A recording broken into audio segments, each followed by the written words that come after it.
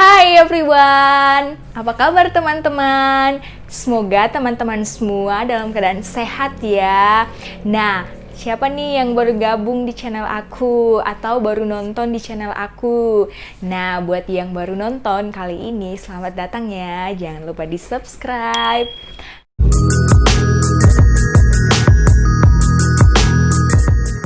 Teman-teman, dalam menyikapi keadaan masa sekarang ini ya, pastinya kita semua dalam keadaan takut, dalam keadaan khawatir.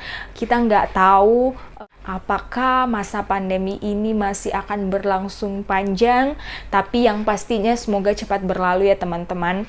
Salah satu kekhawatiran kita semua, teman-teman semua, bahkan kebanyakan orang ya, pasti adalah masalah keuangan dalam mempersiapkan keuangan di masa pandemi ini. Nah, apakah teman-teman semua sudah bijak nih dalam mengelola keuangannya? Nah, teman-teman, di sini aku akan memberikan tips cara mengelola keuangan di masa pandemi ini. Tetap stay tune ya. Tips dalam mengelola keuangan teman-teman, yang pertama adalah teman-teman harus bisa menahan diri atau teman-teman harus bijak dalam hal mengelola keuangannya, terutama dalam masa pandemi ini.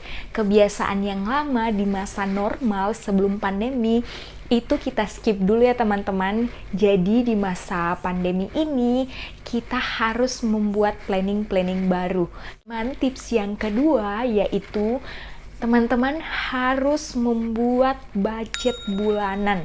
Nah, kalau untuk budget bulanan aku sendiri udah buat dari sebelum adanya pandemi ini ya. Jadi sudah menerapkan metode-metode dalam hal membuat budget. Nah, siapa nih teman-teman yang belum sama sekali membuat budget bulanan atau bahkan belum tahu dalam hal membuat budget bulanan? Teman-teman, dari sekarang yuk kita bijak dalam mengelola keuangan, yaitu dengan membuat budget bulanan. Dalam hal membuat budget, aku selalu menerapkan metode 50, 35, dan 15 ya. Nah, apakah metode itu? Jadi setiap aku membuat budget bulanan teman-teman, aku menggunakan metode itu. Kenapa aku menggunakan metode itu? Karena metode itulah yang membuat aku untuk terus disiplin.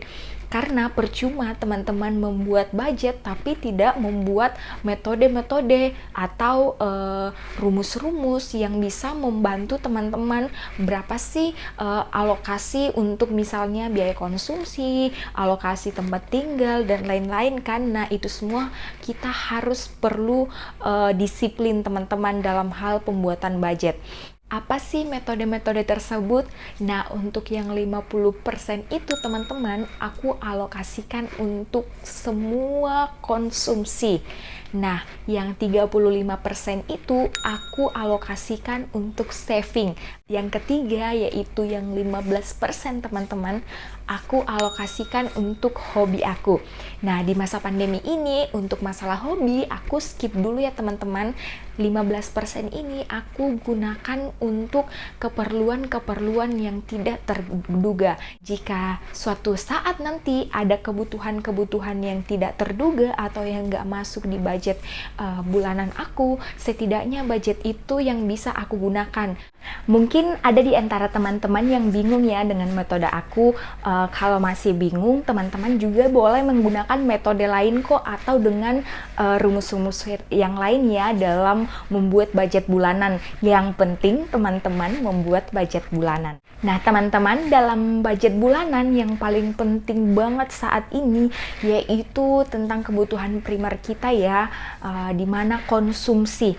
Nah ini teman-teman perlu bijak dalam membuat budget konsumsi.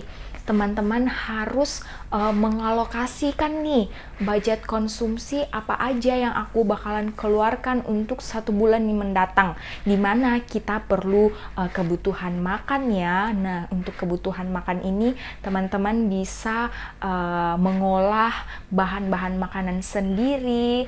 Teman-teman harus makan makanan yang bergizi ya teman-teman di masa pandemi ini, agar daya tahan tubuh kita tetap kuat. Nah untuk meminimalisir meminimalisir pengeluaran belanja makan ini, di video sebelumnya aku udah ajarin ya teman-teman tipsnya biar kita bisa hemat.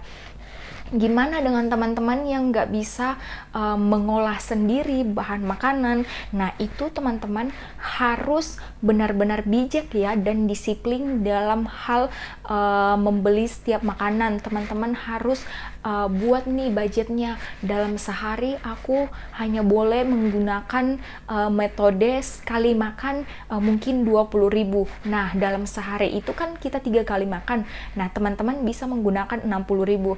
Di luar itu teman-teman nggak boleh menggunakan uang lainnya selain 60.000 itu dalam hal mengonsumsi makanannya teman-teman.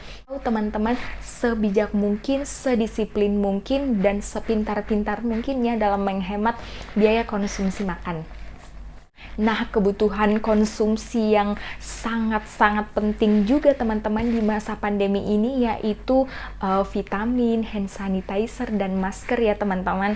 Nah, aku harap teman-teman gak panik buying yang dalam hal 3 ini, karena jika teman-teman panik buying, teman-teman menimbun atau teman-teman menyetok terlalu banyak, itu juga bisa mempengaruhi cash flow teman-teman loh. Kemudian teman-teman yang harus dan paling bijak juga kita alokasikan dalam mengelola keuangan yaitu mengenai alokasi tempat tinggal, mengenai listrik, mengenai air. Nah, itu teman-teman sebaik mungkin di masa pandemi ini itu diminimalisir ya sebaik mungkin teman-teman sesuai dengan kebutuhan. Nah, teman-teman yang penting juga untuk kita buatkan budget yaitu transportasi ya atau kendaraan kita.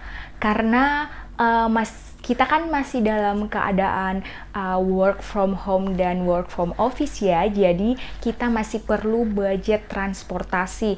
Dulu pun juga kita perlu budget transportasi, tapi setidaknya untuk saat ini kita bisa minimalisir ya, karena kita masih WFH juga. Atau mungkin teman-teman yang udah full WFH, teman-teman harus meminimalisir sebaik mungkin ya untuk masalah transportasi ini. Itu teman-teman harus masukkan di dalam budget. Jangan menggunakan uang lain untuk pengeluaran ini ya.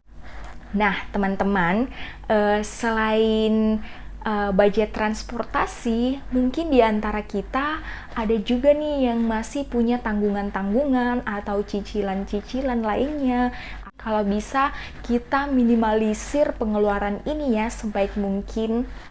Nah, ketika teman-teman sudah membuat budget, hal yang perlu teman-teman lakukan lagi yaitu mencatat semua pengeluaran-pengeluaran setiap harinya ya teman-teman. Meskipun teman-teman sudah buatkan budget, tapi kalau nggak dibuatkan pencatatan, sama aja itu rasanya nggak membantu kita ya teman-teman. Kenapa aku katakan begitu? Karena dari pencatatan-pencatatan tersebut bisa membantu teman-teman dalam mengevaluasi ulang nih setiap bulannya, pengeluaran aku yang paling besar apa ya? Apa sih yang membuat sehingga mungkin budget yang aku sudah buat belum terlalu efektif nih, belum terlalu disiplin. Nah, dari pencatatan-pencatatan tersebut bisa membantu teman-teman untuk mengevaluasi keuangan setiap bulannya ya. Jangan malas mencatat.